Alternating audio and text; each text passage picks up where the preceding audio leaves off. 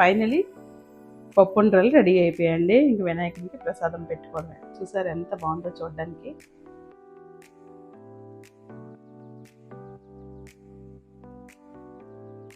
Hello everyone, welcome to my channel. This is Jhansi.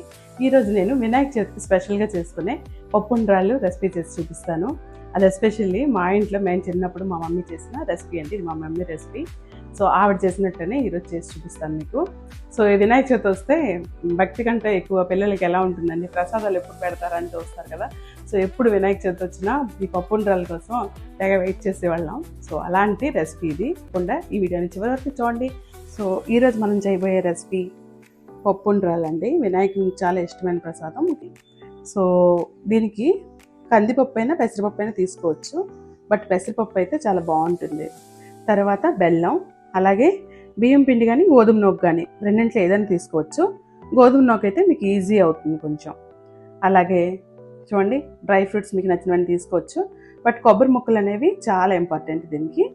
So అవి కూడా పొడవుగా సన్నగా తరుక్కోవాలి. తర్వాత యాలకుల పొడి, ఇలాచి అండ్ పంచదార వేసి పౌడర్ చేసాను. ఇవే మనకు కావాల్సిన మెయిన్ ఇంగ్రీడియంట్స్. ఇక నెయ్యి కూడా అవసరం మనకి. సో ఇప్పుడు రెసిపీలోకి వెళ్దాం. ముందుగా పెసరపప్పును వేయించుకుందాం.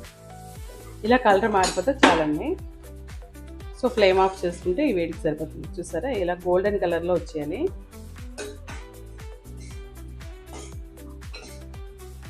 సో ఇప్పుడు మనం ఈ పెసరపప్పుని చక్కగా ఉడికించుకుందాం. ఇప్పుడు మనం వాటర్ వేసుకుందాం. ఒక కప్పుకి 2 కప్స్ వాటర్ వేసుకోండి చాలు.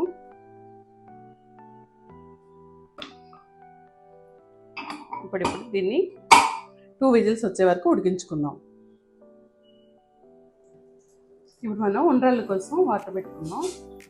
సో మనం ఏ కప్తో తీసుకున్నామో ఆ కప్తో 2.5 కప్స్ 3 కప్స్ తీసుకుంటే సరిపోతుంది. సో 3 కప్స్ తీసుకోండి, చక్కగా ఉడుకుతాయి ఉండ్రాళ్ళు. సో ఇప్పుడు మనం ఉండలు చుట్టడానికి అయ్యే కన్సిస్టెన్సీ రావాలి కాబట్టి సరిపోయినంత వాటర్ వేసుకోవాలి. ఇప్పుడు దీనిలోకి ఒక 2 స్పూన్స్ వరకు షుగర్ వేసుకున్నాం. కొంచెం తీగ ఉంటే బాగుంటాయి కదా. ఒక 2 స్పూన్స్ చాలు. మరీ తీగ అవసరం లేదు, బట్ కొంచెం మరీ ఉప్పుగా అనిపించకూడదు. సో అందుకే షుగర్ వేసుకోండి. దీనిలో ఒక పించ్ ఆఫ్ సాల్ట్ కూడా వేసుకుందాం. పప్పు కూడా విజిల్ రావడం రెడీగా ఉంది. సరిగ్గా ఇలా మరిగేటప్పుడు వాటర్ మనం ఈ నూకని యాడ్ చేద్దాం. కలుపుతూ యాడ్ చేయాలి, అదర్వైజ్ అవి మధ్య మధ్యలో ఉండలు కొట్టకుండా కట్టేస్తాయి. సో అందుకే కలుపుతూ ఉండాలి, కంటిన్యూస్ స్టేట్ చేయాలండి. 1:3 రేషియో వేసాం. ఎంత నూక వేస్తారో దానికి 3 వాటర్ వేయండి. కొంచెం తక్కువ 3. అప్పుడు మీకు ఇలా వస్తుంది. మరీ గట్టిగా రాకూడదు, నూక కూడా ఉడకాలి కదా. సో ఇలా వస్తే సరిపోతుంది. ఇలా వచ్చేది. సరే, ఇలా వేసేటప్పుడు జారకూడదు, ఒక్కసారి ఇలా పడాలి.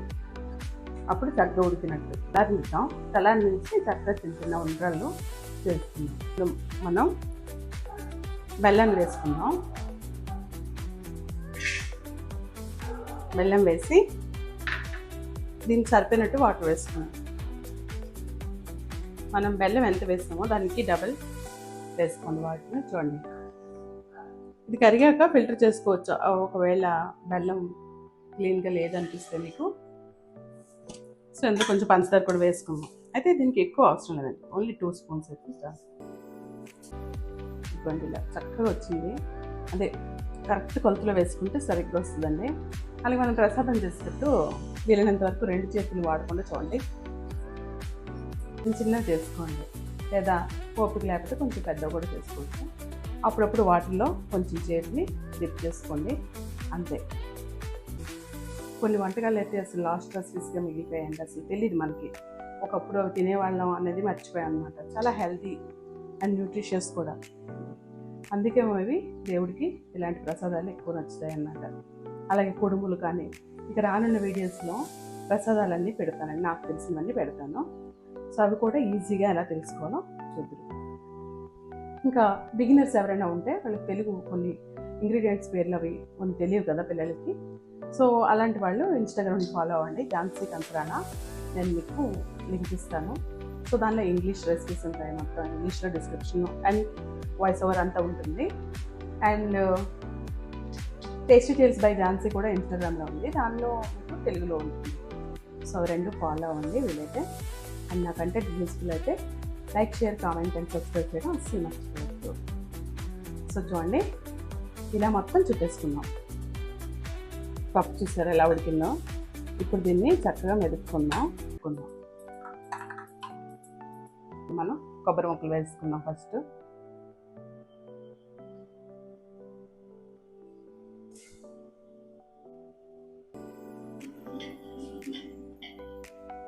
కొంచెం ఉడకాలి కొబ్బరి ముక్కలు, అందుకే ముందుగా వేసాను. తర్వాత ఉండ్రాలు వేద్దాం. పెట్టుకుని ఉండ్రాలు కూడా వేసేసుకుందాం.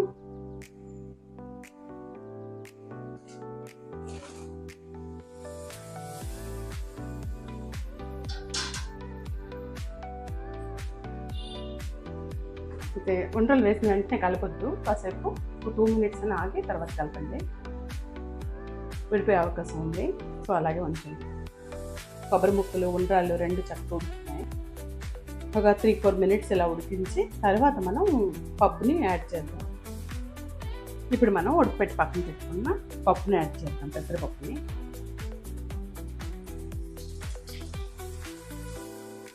చూడండి, కలిపేటప్పుడు మనం ఇచ్చడదు కాబట్టి కొంచెం స్లోగా కలుపుతున్నాను. చక్కగా కలుపుకోండి. అయితే ఉండ్రాళ్ళు పప్పు అన్నీ వేసిన తర్వాత బాగా సిమ్లో పెట్టేసి ఒక 6 to 7 minutes వరకైనా ఉంచాలి. ఎలా కొత్తలాడాలండి. ఎలాచి పౌడర్ యాడ్ చేద్దాం. ఇప్పుడు డ్రై ఫ్రూట్స్ని ఫ్రై చేసుకుని యాడ్ చేద్దాం. ఫైనలీ చూసారా, ఈ కన్సిస్టెన్సీ చాలు.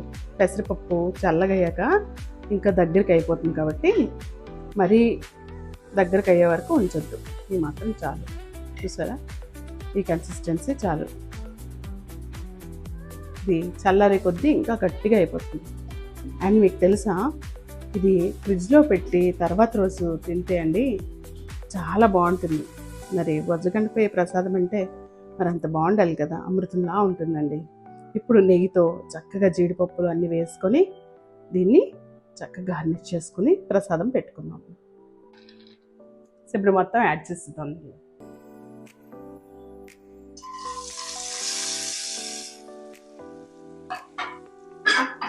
వేయాలి.